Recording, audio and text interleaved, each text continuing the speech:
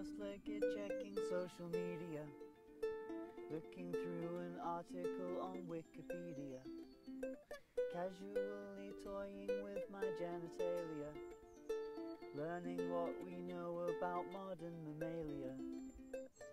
I think music probably stands like not at a point on the spectrum, but covers like, say, all the way through from like orange up into ultraviolet, in terms of like if you've got science here, because science obviously you have to explain things very clinically, and music always, whatever you do, will always have an air of something unusual to it. Sorry, oh, it's okay. No, it's fine. There were some dogs. You can't see the dogs, but I could see the dogs, and they were very cute, and they distracted me from my answer. Yeah, science. Yeah, sorry. Yeah, music. There's in terms of like how you communicate with music. If you play a song and someone else is listening to it, the interpretation of it that they get is always going to be subjective. There's subjectivity to music that isn't present in science and can't be present in science. So I reckon like that, like negates its presence in that part of the spectrum. But then the rest of the spectrum can be covered by music as much or as little as it wants. You can convey facts with it, or you can convey complete nonsense, and you can go further than the other end where you're trying to, because like here you've got like indigo, violet light, right, on the spectrum. I'm using a color spectrum as the, like, I chose a color spectrum. Violet light, which is, like you said, communicating things that we all know in new ways. But then you can go further than that, and you can communicate things that nobody knows, that aren't real, communicate sort of intangible little emotions and things that are all like nulled up inside of themselves at that end of the spectrum, all like vibratey and mental and tangled up, and you can untangle them with music.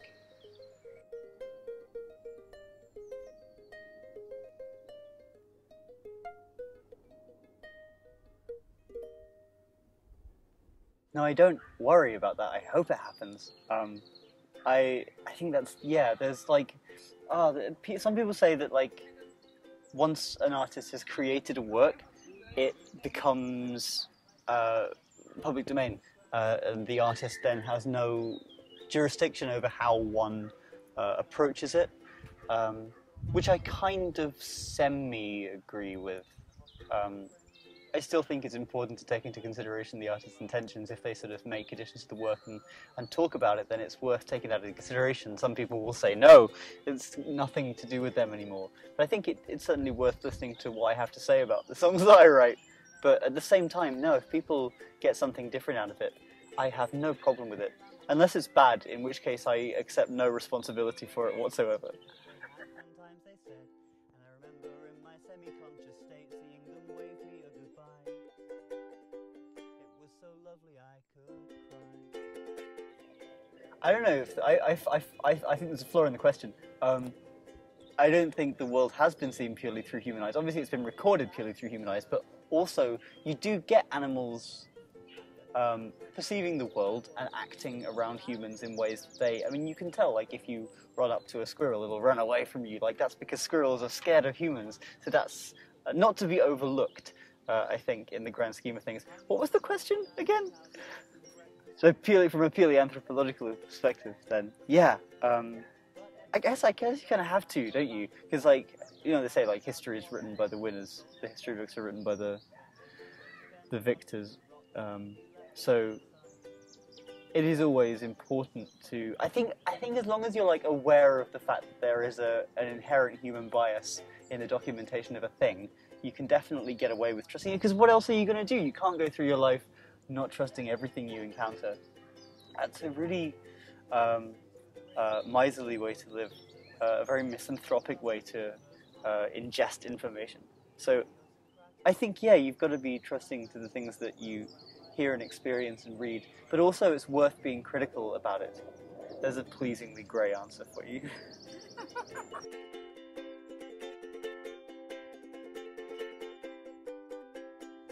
came back and I went home. I think it's probably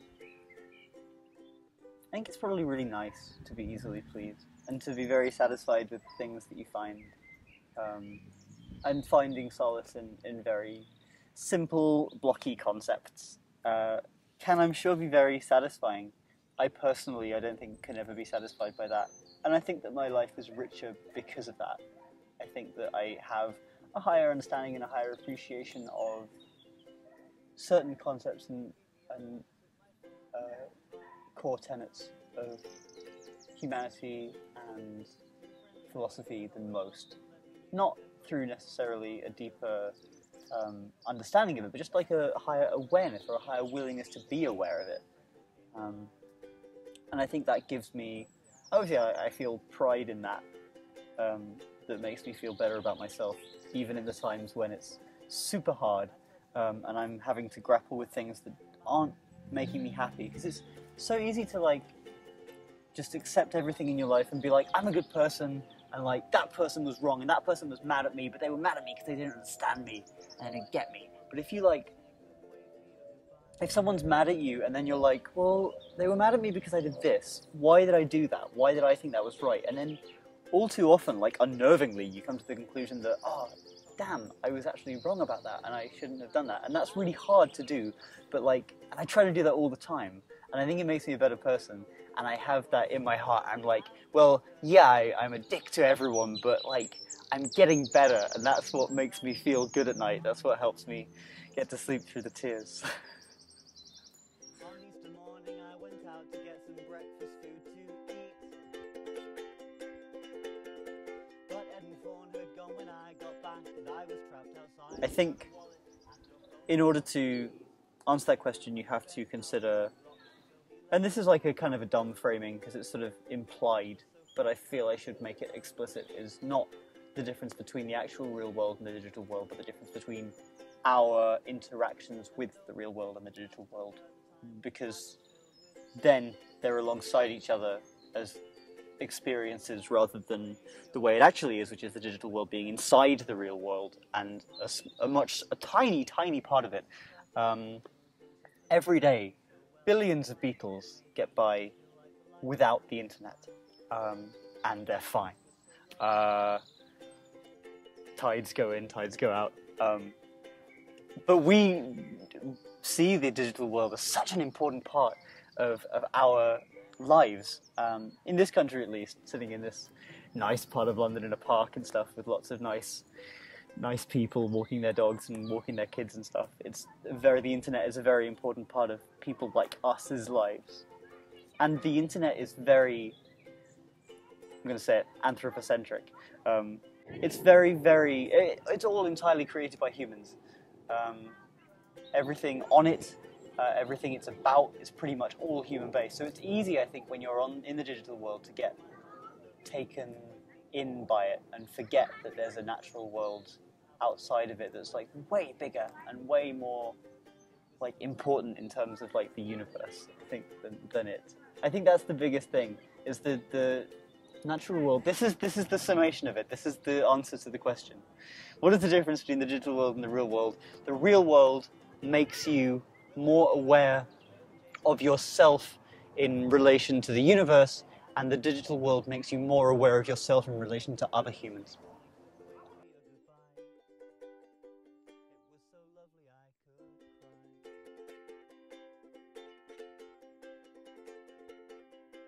That's actually a really good question, and I think that's a question I can't answer objectively, but for me, certainly, I do have songs that jump into ideas of songs. Like, when I create a thing, I kind of tend to think of an idea of what it would, like, sort of like a silhouette of it, like, before I fill in any detail. So, like, I want to write a 7-minute song with, like, a big thing here, and like I kind of see like the waveform in my head before I write the song. Like, oh yeah, I want this to be big here, and I want it to be about this. Or like, I'll be like, I think today I'll write, I'll write a poem about this, or I'll make a video about this. And sometimes it can be inspired by a thing, so like it'll be really nice out, or I'll be in like a a situation that I think is interesting and worthy of documenting, or that can be like spliced into another thing. So like, for instance, then I would be like, okay, so that just happened, so I could write a song about that, how would that go? And it would maybe go like, I just sort of play around with chords, like a really simple chord sequence, and be like,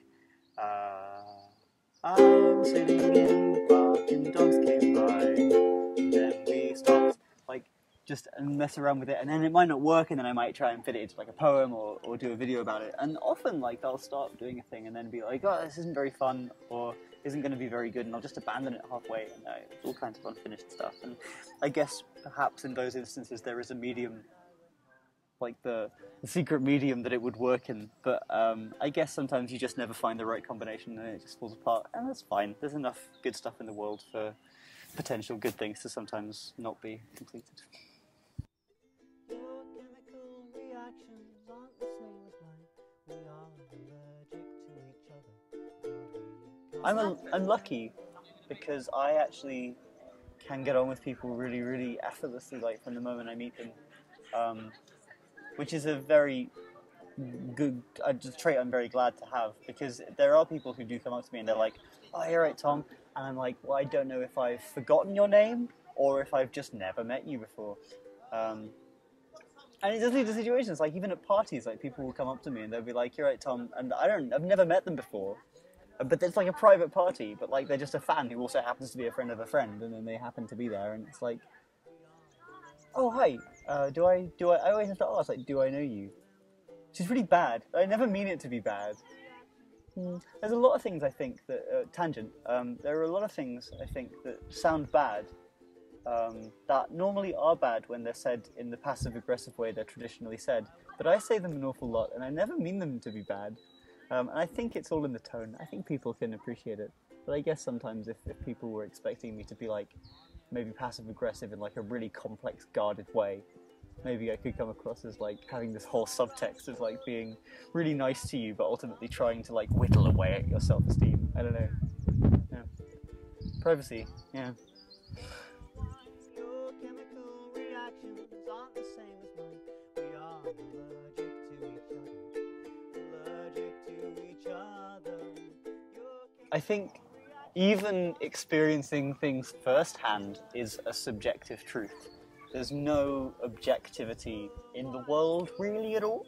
I think people like to think there is, and they're like, oh, this is a flower and this is a ukulele. But I'm not so sure, you know. Like, it's very hard to, because you perceive this differently based on the experiences, the life experiences that you've had, and you'll perceive everything with subtly different shades of, like, there will be people who would look at that flower and get annoyed, I guess, somehow. I'm not entirely sure of, like, the structure of events, the sequence of events in someone's life that would lead to them to be like, that flower's awful, I'm so mad at that flower. But, like, it could happen. I've gotten distracted by talking about a flower. I tried to remember a long word, and then I couldn't, and then I got distracted, and now I've forgotten what the question was. Thank you. There's no such thing as objective truth. There's no such thing as like a... What is it? There's my friend Pagan Wanderer Lou has a song that says, there is no objective truth, and there is no God's eye view. And it's true. There's no, like, one way that the world is. Everybody has their own perception of it, and anybody's perception of, like, an objective truth or, like, a God's eye view is going to be very specific, which ultimately is why religion is flawed. Let's tackle that one right now, while we're at it. But I think metaphors and imagination, ultimately, because they acknowledge the subjectivity of it, and they offer up like a much cloudier kind of vague idea of it, rather than giving like a strict definition of a thing, like truth pertains to do. Using metaphor and imagination and songs and music and art and traditionally subjective media to convey an idea is a far more useful tool, because it allows people to, it gives people the room to add their own truths onto it and to use it as a template upon which to build their own subjective truth. So I think actually music and art and things that are not so strict are a far better religion than religion ever could be. To go back to that bit. I wish that I could be invisible at every degree, to stay and watch you cry when I am gone. You're gonna... Yeah, I'm gonna say, like, yes, definitely.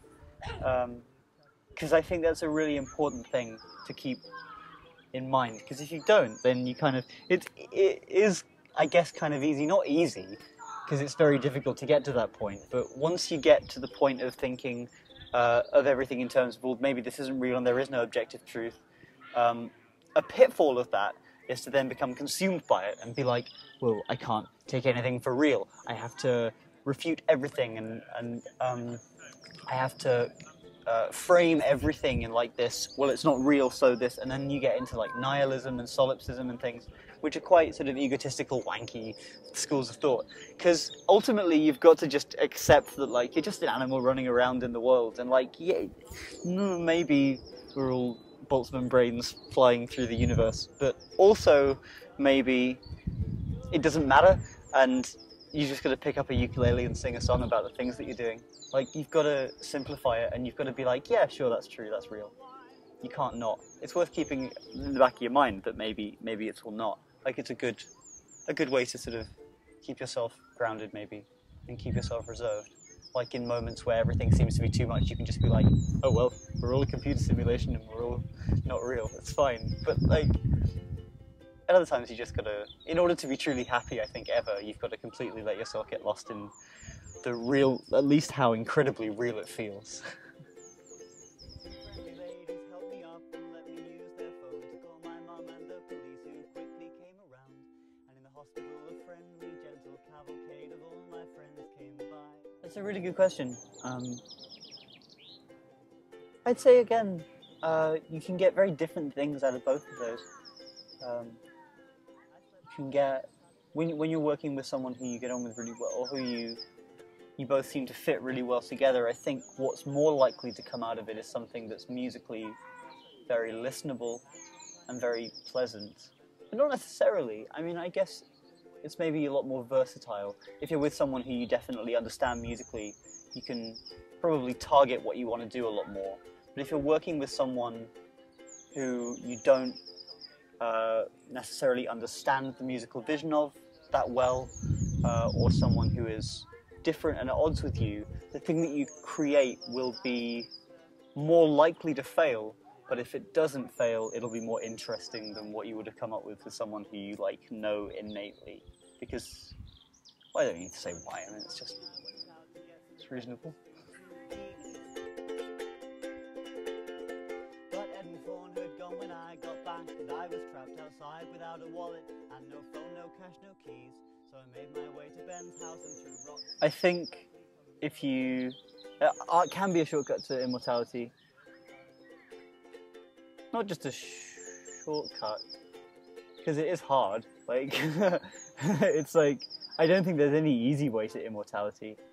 But I think art is certainly a way, but if you treat it as that, and if that's like your aim, then you're pretty much doomed to fail, I think. No one can really go into, like, the only field really in which you can go into it with the aim of immortality and come out of it with that way is like fascism, perhaps. Like, I think like being a dictator is like the only thing you can really get into to live forever and succeed. If you do it in art, people will rumble you straight away. Okay, it works really well with Fitzgerald because he said, I'm going to write an American masterpiece, and then did. Like, how fucking embarrassing would it have been if he'd like written a big pile of shit? That would have been so bad. I'm going to be brilliant. And they all died. But like, because I feel when I'm recording this album that I'm working on at the moment, I feel like I'm doing like the best thing that I've ever done in my life, and I feel like it's incredible and beautiful, and I think it's going to make so many people be like, holy shit, this is incredible.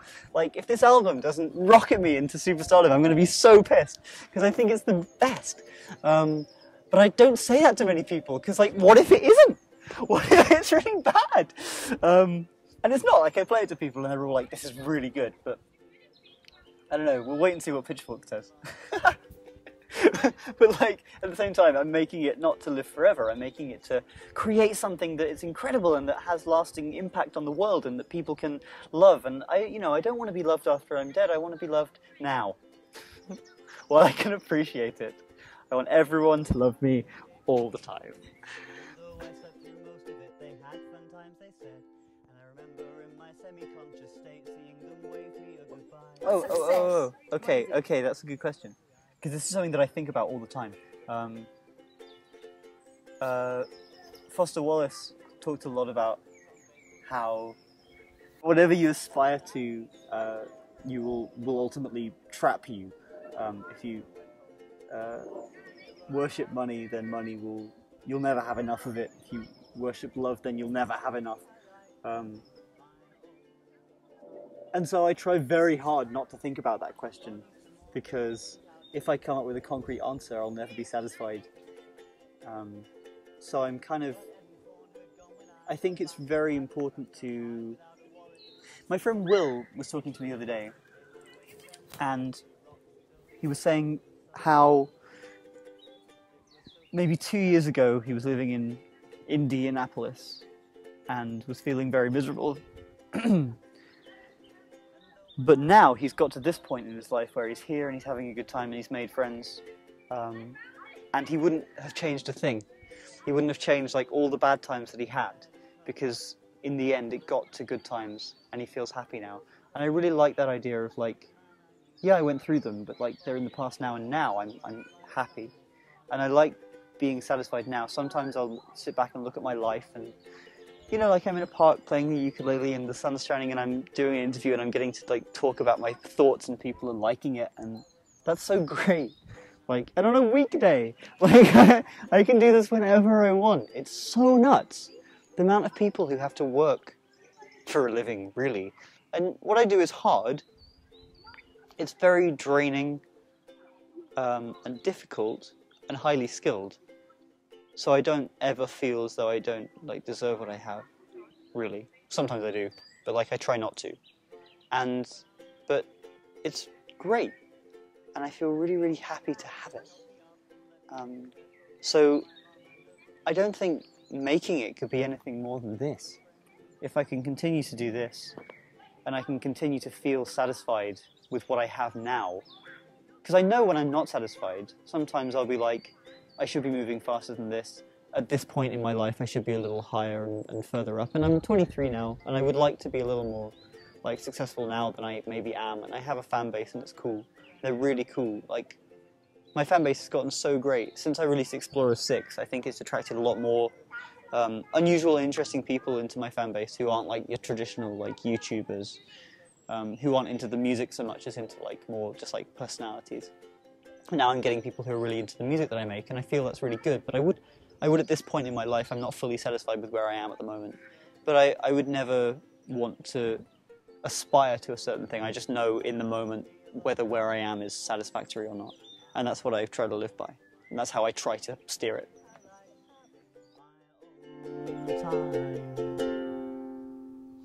On Easter morning I went out to get some breakfast food to eat. But Ed and Fawn had gone when I got back, and I was trapped outside without a wallet and no phone, no cash, no keys. So I made my way to Ben's house and threw rocks until he let me come inside. It was so funny I could... I actually have a question for you. Have you heard, I don't know how into the Beatles you guys are. They have the anthologies, which are great. And on the third anthology there's a song called What's... Huh? No, it's called What's the New Mary Jane? Which is like a 7-minute Lennon song that's going to go on the White Album. It's the weirdest thing you've ever heard. It's so great. I'll play it to you later. It's so good. Oh yes. It's really good. When we get back, I'll bring it up and we should listen to it because it's mental. Absolutely. I got a bit belligerent towards the end of the interview. No, you didn't. You were like, here are my opinions. You positively reinforced me to the extent that like, because at the start I was tentative. I was like, well maybe it's like this, and I was like, yep, that's wrong. That's right. I'm the best. There's no way anyone could ever see that in you. Wow, I've fooled another one.